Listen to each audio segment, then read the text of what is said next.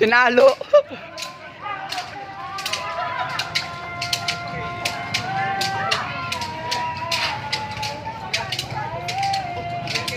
Ano yun? Wala, ganyan talaga sila. Varsity ne. Pinapalo. Palo, ayan o, tingnan gagawin dyan. Ano? Oh, bars. Iniikot-ikot nila. Ang hirap pala sa Friday. Sa Friday, no? Ang hirap sa Friday. Hindi ganyan talaga sila. Pinapako sa cross mo yan eh. Oo eh. Hmm. Mamaya akong gabi ako. Mamaya-maya, pag nakauwi na sila, doon na sila. Sino? Sila. Kawawa yan. Pagod dyan, no? Kawawa. Pagod talaga yan. Pinapalo sila kahit hindi nila alam.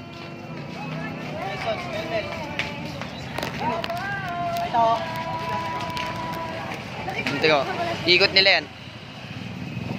Tapos na. Ang bigat naman yan. Kaya nga, ang kapal eh. Sino na, oh? Di ba nila iniikot?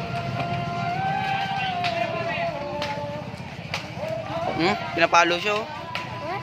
Oh, Di siya. Uy, bilhin na ako. yun lang. Ikaw, di na ako bibili.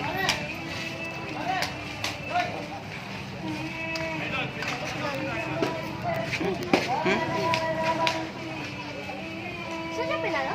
Kahit saan. Ha? Oh,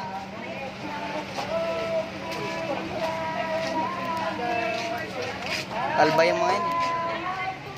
Tinajero.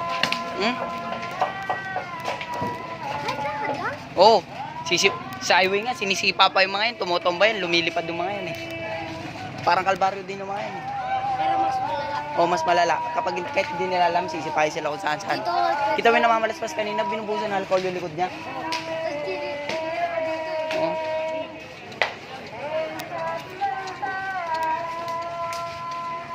Hindi na mga maraming sobrang kasalanan, no? Oh, makasalanan ng mga yan.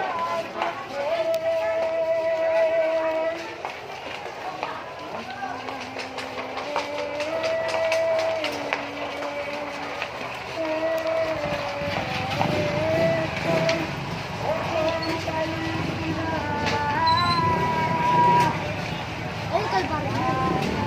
Okay, siya. Malakas, malaki lang kasi. Eh, bibili mo. Yun lang, last nanto eh. Mama tayo. Hmm?